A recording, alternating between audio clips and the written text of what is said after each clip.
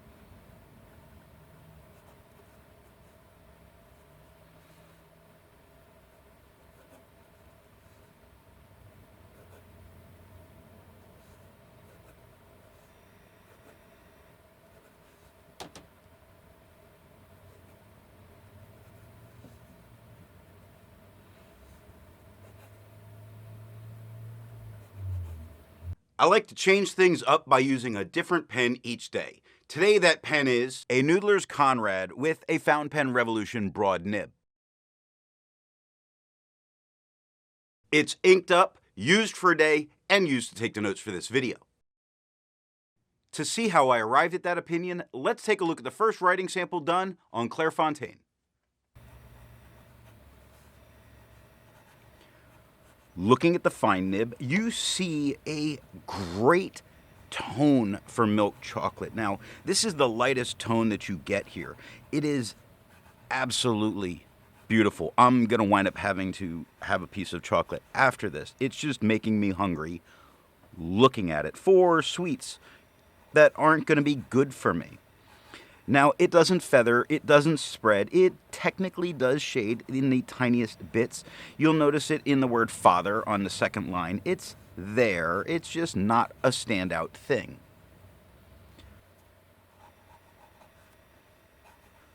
Looking at the broad nib, it is much darker than we got with the fine, but still very much the chocolate. Now, it has no feather, it has no spread.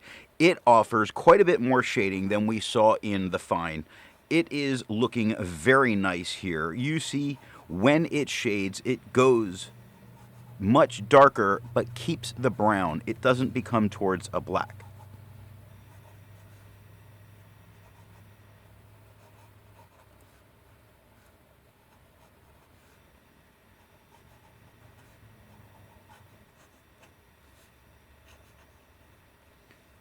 Looking at the stub nib, we have right about the same tone that we were getting with the broad. It has no feather, has no spread. It still does shade, though I don't think it shades as well as we saw with the broad nib.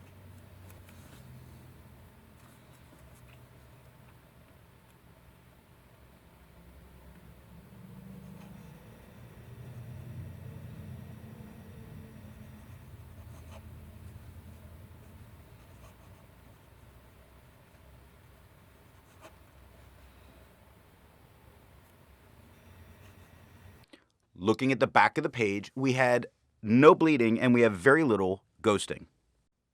To have a range of experience with this ink, all of the writing samples are done with a Lamy All-Star with a fine nib.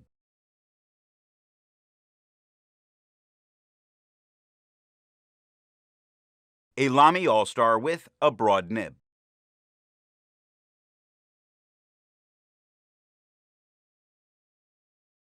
A Lamy Safari with a 1.1 stub.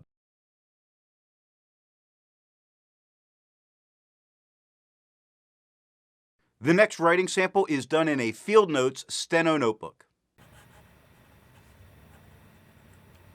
Looking at the fine nib, we get a tiny bit of feather, but it's really, you have to look super close to be able to see it. It's barely worth mentioning other than the fact that it actually is there. We don't get any spread, we don't get any shading, but it is still a very nice chocolatey brown color.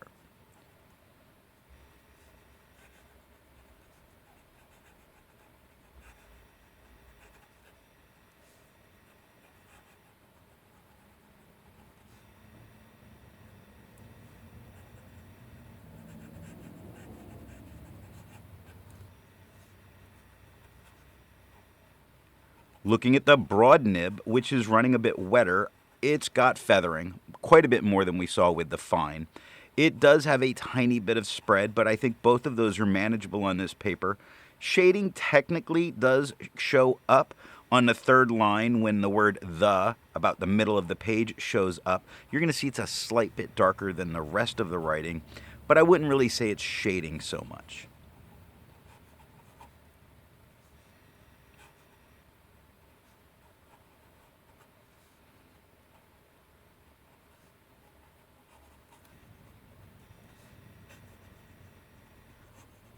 Looking at the stub nib, it feathers a little.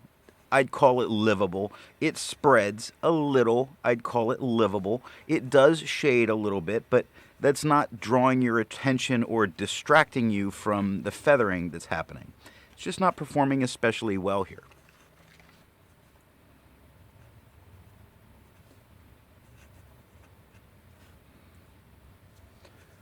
Looking at the back of the page, you see that there is a lot of ghosting, and in the broad and the stub, it makes you feel like it would come through. You can't use the back of the page, I don't think, but it definitely does not touch the page underneath, so there's no bleeding.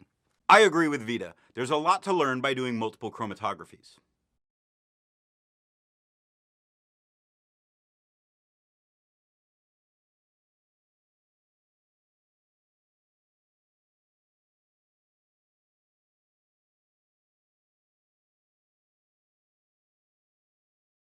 The next writing sample is done in an AmPad Steno notebook. Looking at the fine nib, I think it's holding the brown color very nicely on this toned paper.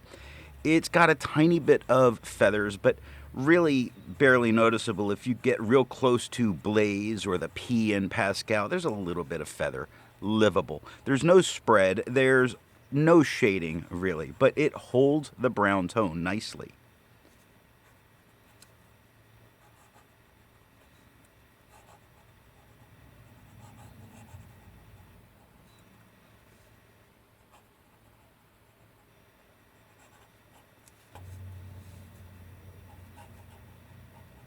The broad nib is a little bit darker than we got with the fine, quite a bit darker actually, still brown, not changing to where it's going to lean towards the red yet from this paper. There's feathering, there's spread, it's the paper, not the ink. There's a few moments of shading, as in there's a couple of darker spots, but that's about it.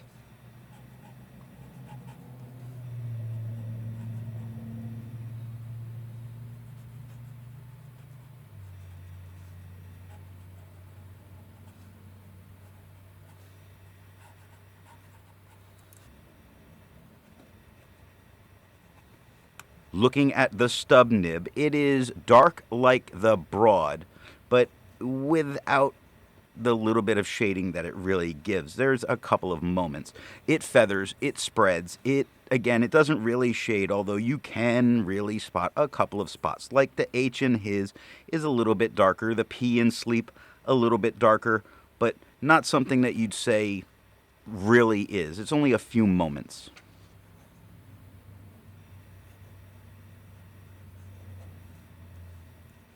Looking at the back of the page, you see a lot of spots where it's heavy into the paper, so there's a lot of ghosting, but there's no bleed through to the other side. Resistance tests are done to see how this ink can be expected to perform on the page, and more importantly, how hard it may be to clean from your pen. This smear is allowed to dry for 3 days before testing it. And here we see the results of the resistance test.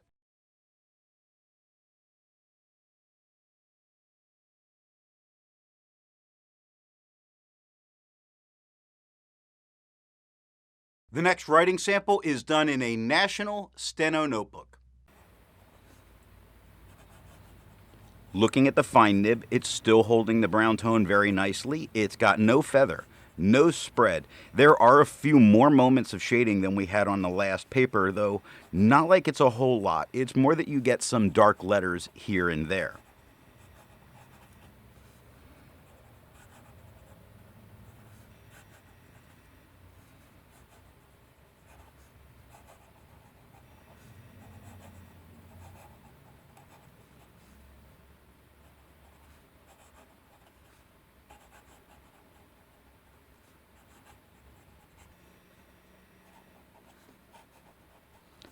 Looking at the broad nib, it's quite a bit darker than we got with the fine. It has no feather. It has no spread. It has the same few moments of shading that showed up in the fine and on a couple of other papers. Again, not really standing out as a shader.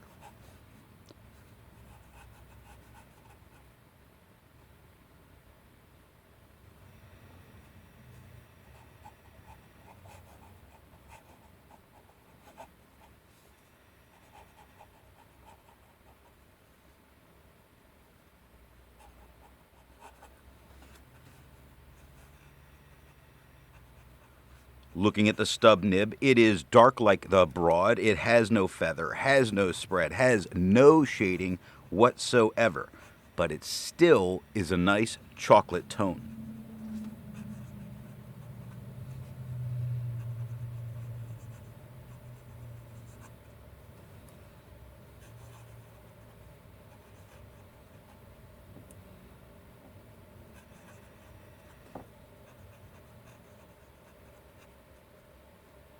Looking at the back of the page, you see that yes, there's some ghosting, but I think you could use the back of the page if you want to. It definitely didn't bleed through, and it did not touch the page underneath. With over 1,000 inks reviewed, let's take a look at some color comparables. Here is Birmingham Pen Company's Steel Tower Smoked Iron. Here is Diamine Macassar. Here is KWZ Brown No. 4.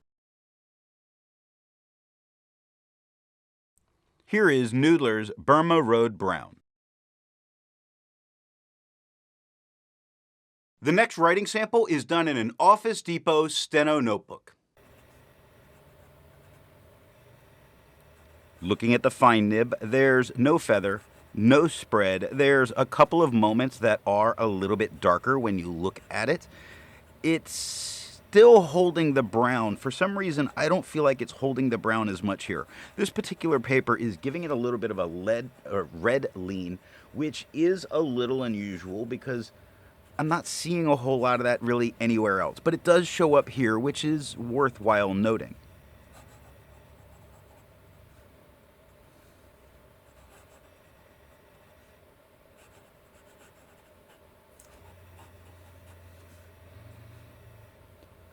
Looking at the broad nib, it is much darker than we had with the fine. It has no feather, has no spread, has no shading. And it's not really a chocolatey brown. It's a red-leaning brown here. So this paper is not especially nice to this ink.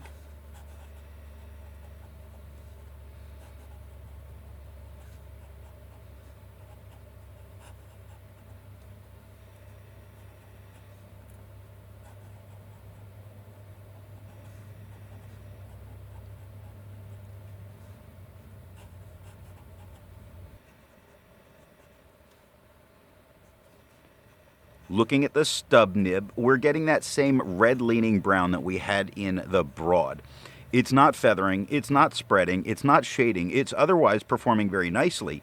The major issue that I really am running into here is it's causing that red lean in this, and it's making it lose what is the best quality of this ink, and that's its pure tone.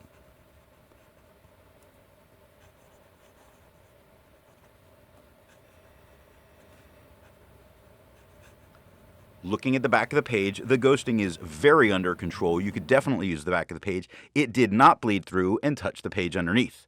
It didn't bleed at all. While it's nice to compare it to other inks in the same color family, I'd prefer to find an ink that complements its color on the page. Here is Califolio Cassis.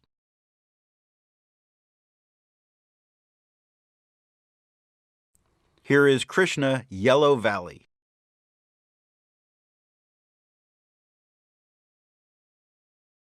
Here is Private Reserve Lake Placid Blue.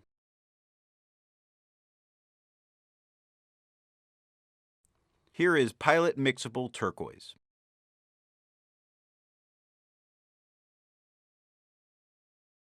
The last writing sample is done on 20-pound copy paper.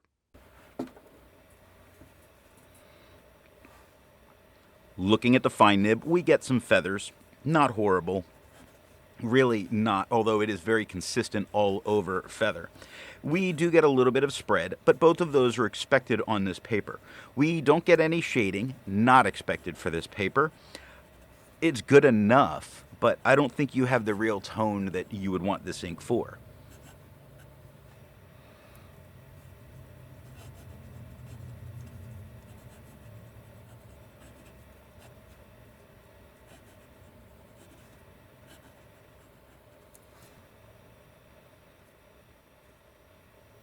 Looking at the broad nib, it feathers, it spreads, it doesn't shade.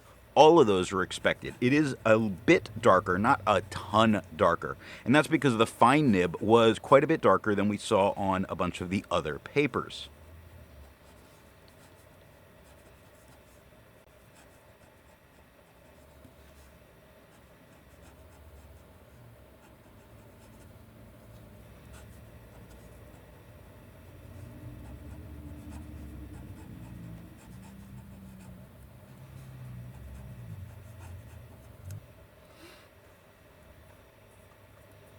Looking at the stub nib, we have feather.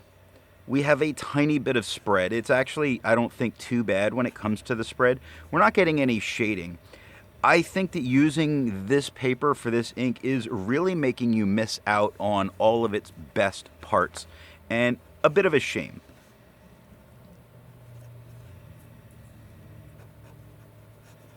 Looking at the back of the page, you see I circled 3 spots where it touched the page underneath. So that's something to be aware of. It did that on the stub. We see that it has quite a bit of ghosting, which is quite usual for this paper. In fact, some of the bleeding through and touching the page underneath is kind of common too. So what nib and pen do I think is going to give the best writing experience with this ink? In general, because the color comes out so nice in every nib, I would call this a dealer's choice. You can really ink your favorite pen, go and enjoy. I think something larger to pay attention to that we saw in the last couple papers was that the particular paper you're using can alter its tone just a little bit. And while it's not a part of the review, I'm taking notes on a kind of cream color Tomoe River, and it's the 62 GSM or 68 GSM, and I am seeing a bit of a tone change that I don't care for on that paper.